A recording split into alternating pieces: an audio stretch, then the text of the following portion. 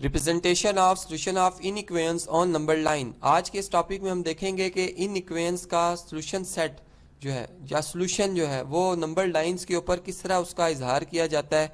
तो स्टार्ट करते हैं एक एग्जांपल से। यानी एग्जांपल में मैंने एक इनइक्वेशन जो है यहाँ पे दर्ज की है जिसको हमने सॉल्व किया था इससे पहले लेक्चर में, और इसका सोल्यूशन सेट हमारे पास कुछ इस तरह से आया था कि इसमें वो तमाम रियल नंबर शामिल हैं जो कि 3 से कम है। ठीक है, अब इसका रियल लाइन पे रिप्रेजेंटेशन कैसे होगी इसको स्टार्ट करते हैं। यानी यहाँ पर एक सबसे पहले एक नंबर लाइन हम ड्रॉ करेंगे, एक स्ट्रेट लाइन ड्रॉ करेंगे। ठीक है, और इसी तरह इसके ऊपर जो हम स्केल डिफाइन कर देंगे ताकि हम नंबर्स ड्रॉ कर सकें। ठीक है, अब देखें हमारे पास जो सोल्यूशन सेट में एलिमेंट आया 3, पॉजिटिव 3 है, तो हम 0 से यहाँ पर 1 लिखेंगे, नहीं राइट साइड पे मूव करते हुए जाएंगे, यहाँ पे 2 आएगा, यहाँ पे हमारे पास 3 आ जाएगा। इसी तरह अगर 0 से लेफ्ट साइड पे आ जाएं तो यहाँ -1 आता है, इसी तरह यहाँ -2 आता है।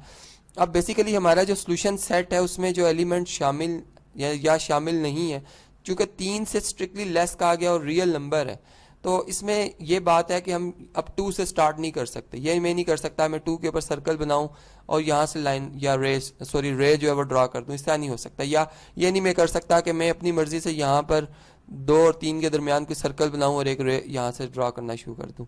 इसके लिए ये होगा कि चूंकि हमने 3 को हवाला दिया कि ये 3 शामिल नहीं है, लेकिन 3 से छोटे, यानी 3 से छोटा जो रियल नंबर होगा। अगर हम इस इनइक्वालिटी को देखें तो इसमें हमारे पास 2.99999 जो है वो शामिल होगा, लेकिन जैसे 3 होगा वो शामिल नहीं होगा सोल्यूशन में। ठीक है, तो इसलिए इसमें हमने क्या किया, सिर्फ 3 के ऊपर एक सर्कल बनाया जिसको हॉलो रखा गया, खाली रखा गया। अब इस तरह से एक रे ड्रॉ की जाएगी और रे जो है वो इस सर्कल की बाउंड्री से स्टार्ट होती हुई डायरेक्शन शो करी, क्योंकि 3 से कम का है तो नेगेटिव इन्फिनिटी की तरफ ये अप्रोच करती हुई जाएगी इस तरह से। ठीक है, तो ये रे जो है ये रिप्रेजेंट कर रही है इस सोल्यूशन को जो कि 3 से कम है, और इसमें हमने बताया कि x बिलोंग कर रहे हैं किसको जी, रियल नंबर्स को। तो आप बात समझ गए होंगे कि रे क्यों ड्रॉ की है कि कंटिन्यूटी, अब इसमें कहीं गैप नहीं आ रहा। देख सकते हैं आप कि 3 से छोटे तमाम वो रियल नंबर्स अब वो तमाम के तमाम शामिल हो रहे हैं, कहीं पे लाइन टूटेगी नहीं। इसी तरह से रे कहीं पे ब्रेकअप नहीं होगी, इसी तरह से चलती रहेगी। तो इसमें वो तमाम एलिमेंट्स शामिल होते जाएंगे। अगर हम अब एग्जांपल नंबर 2 को देखें, सेम इसी इनइक्वालिटी को लिखा है, लेकिन फ़र्क है कि इसमें x बिलोंग कर रहा है नेचुरल नंबर्स को और सोल्यूशन सेट वही आया हमारे पास।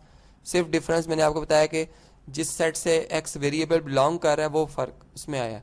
अब आप देखें जब हम इसमें इसकी रियल लाइन रिप्रेजेंटेशन करेंगे या लाइन रिप्रेजेंटेशन करेंगे तो यहाँ पर हम इस तरह से पहले एक लाइन ड्रॉ करेंगे, इसके ऊपर स्केल बनाएंगे जैसे कि आप जानते ही हैं।